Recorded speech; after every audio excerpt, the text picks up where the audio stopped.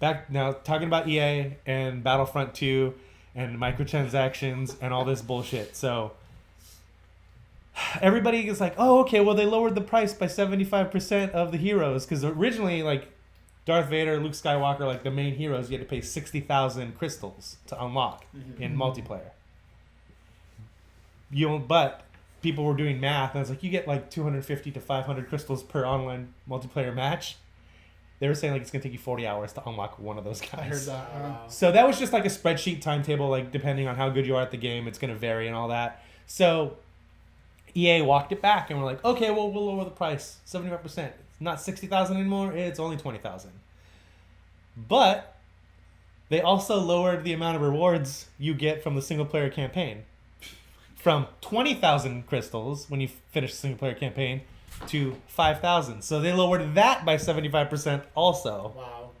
So everything just got lowered. And now they're like, okay, the microtransaction stuff is taken out of the game. But what they need, what nobody's realizing is it's not microtransactions that are the problem. I'm fine with microtransactions. I'll buy loot boxes. I mean, I haven't, but I would buy loot boxes.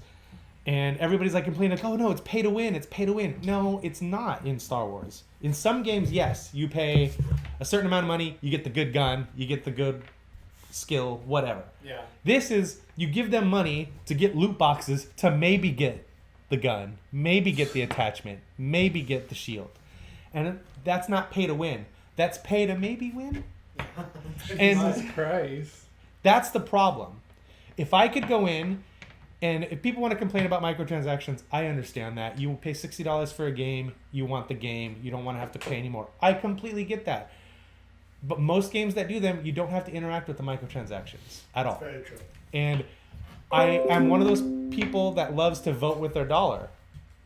But if it's a game I want to play by a studio that I like, I still buy the game. But if there's something in that game I don't like, they have all the telemetry on the back end. If you don't like the microtransactions, do not engage with them. That works a lot better than just not buying the game. Yeah. Show them what's wrong with the game, because if you just don't buy the game, they won't make another one.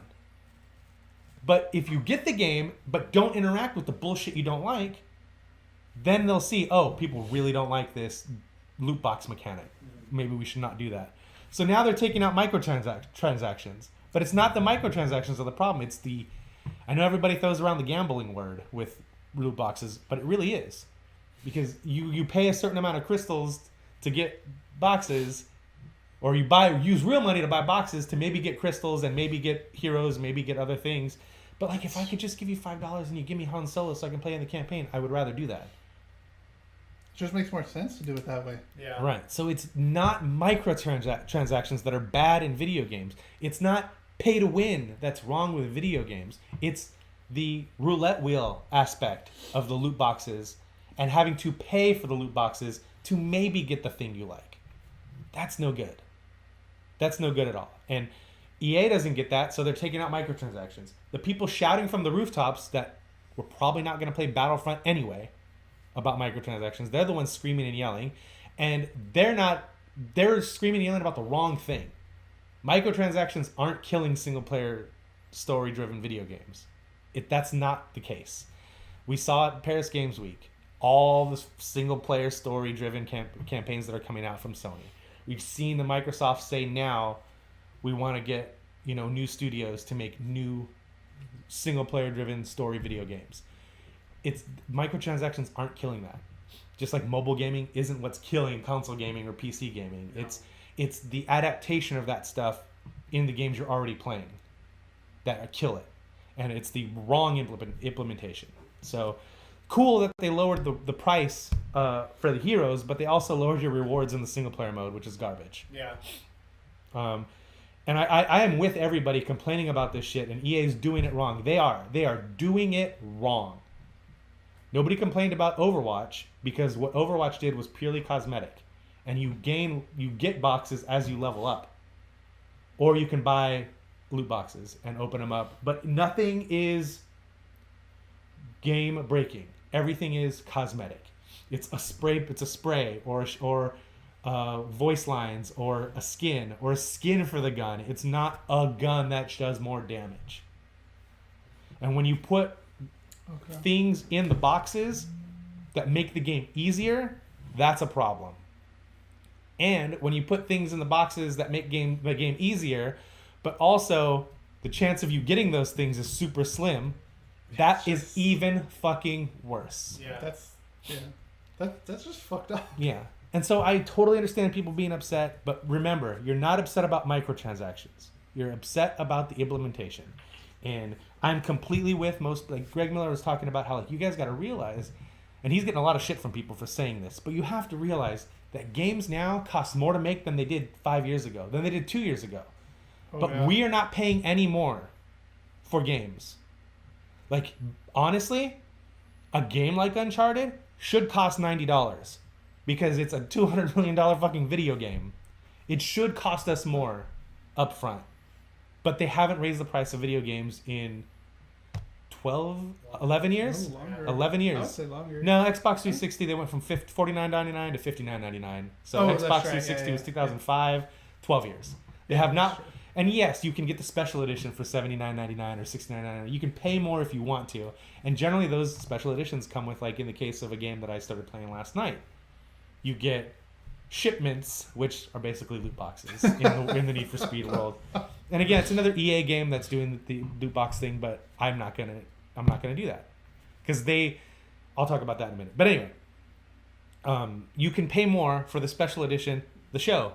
You can pay $100 and get, 1 million stubs, and stubs are the currency they used in the show now for everything. Okay. Oh, I didn't know that we had things like that in the show. Yeah, so if you're doing Road to the Show and you want to buy this type of equipment, or you want to open another, I think it's pitching slots for pitches. It's like shit like that. But it's not game-breaking stuff. No. Because, a lot of times it's stuff I don't give a shit about. Right. I don't need my mitt to match my uniform. Yeah, I care less. So they do that, and they do that with the show. They do it with a bunch of games where it's like we have an in-game currency that goes throughout the entire game. But it's when you get to a game like Destiny where there's 3 fucking different types of currency, and one currency you can only get if you give them real money. Yeah. And when you give them real money and you get this currency, then you can get this cool thing. But it's... I've been trying not to do. Don't do it. Don't do it. I know, I don't want to. Again, if you don't like it, don't interact with it. Don't engage with it. Vote with your dollar. I'm just curious. That's all I am. Trust me, don't do it. Because if you do it, you'll keep doing it. That's true. That's a good point. That's what happened with me with The Simpsons. You tapped out? Would you spend like $100 on it or something? Oh, jeez. Oh, I didn't spend that much. Okay. Maybe. I don't know. Don't look at me. What are you curious about, though? With Destiny. But I mean, Let's get So- different weapons. So you we don't know what you're getting? Or Well, you get Kinda do. you get a rare Ingram, which Yeah. then gets decoded, and it could be armor that's got great defense, or it could be a gun that does great damage, or a helmet, or it's cosmetic stuff Yeah. for the character, but that character also attributes to your power level. Okay. And the higher your power level, the more damage you do, the better stuff that you find in the world. It's a trick, dude. Don't do it. I know. It's like in Borderlands when we played. Like, Yeah. how pissed would you be? Like, we always did this when we played Borderlands 1 and 2 together. You'd find a gun. It's like, this is a level 10 gun. You're only a level 8. You can't use it yet. So we would hold on to it. Yeah. And then, inevitably, we would find stuff along the way that was our level that did more damage than the level 10. What? Your shirt. Oh. This is a comment. Like, Yeah. that's a Ninja Turtle shirt. Yep. So... Yes, it is. But it would be like in Borderlands, which I don't think they'll do this, but they might for the next Borderlands game, where it's like, here, give us money, and you can open this loot box. They kind of do it with the golden keys in Borderlands 2, but it's not. Yes. But you don't have to pay for the golden You keys. just get the codes. They give you codes. They never in today's world, you would have to buy golden keys. That's the problem. But I like that aspect of the game. Like, here's some codes. You unlock these keys, and you can get cooler weapons in your hub world. And they all go to your level. So at least you know, I'm a level 30. I'm going to get a level 30 something. You don't necessarily know that in other games. Yeah. And then you have to pay for that currency anyway. Yeah. So it's no good. Again, it's not microtransactions. It's the implementation. Yeah, it's a bunch of kittens. Make sure you know what you're angry about. Don't just scream and yell to be a part of the fucking conversation. Yeah. Have something to say about it. That's all it is, man. That's all it is. It's just everybody screaming into a fucking wind tunnel at each other, and that's not going to accomplish anything. Yeah. Like now EA is removing the microtransactions, but they're not changing the way you get the currency. They're still trickling out currency to you. It's really stupid. It's not a Metallica Kitten Punisher shirt. No. Same, we have Casey it's Metallica, and your shirt. Yeah. Yeah. They're not all morphed. Yeah. I can't read. But yeah, so that's my take on the EA thing. Like, we've talked a little bit about this, so I know you kind of agree with me that it's not necessarily the microtransactions. It's the way they're being brought into games. It's not doing a good thing for games. Do you like how offended he was? Yeah. He hates me. It's like, I am not wearing a Metallica shirt. That's totally how that seemed. Yeah. But yeah, do you have anything? What do you think about this whole thing, Rick? I get what you're saying. Yeah. I mean, I'll probably just Yeah. echo the same thing you're saying. Is that it's messed up because you don't know what you're gonna get, and I'd rather pay for Han Solo or Vader or Skywalker rather than let me buy $100 worth of crystals and maybe I'll get roll the dice. Yeah. You know. Yeah, I haven't followed it too hard. I mean, I've heard all the noise. I'm just not paying attention to it, so I defer to you. Okay. I'd rather earn everything in a fucking game, honestly. But, right, but when they make that grind super tedious, which is dumb. But with a game like Battlefront, and a game like I'll talk about Need for Speed in a minute here, but with those games and Destiny where the mechanics are so good. Like, that's the thing I didn't understand about Overwatch. People were like, I'll give them $50 to get 50 boxes, and maybe I'll get the skins I want. Like, you're basically paying them to play the game less. Right. The best part about Overwatch is playing the fucking game.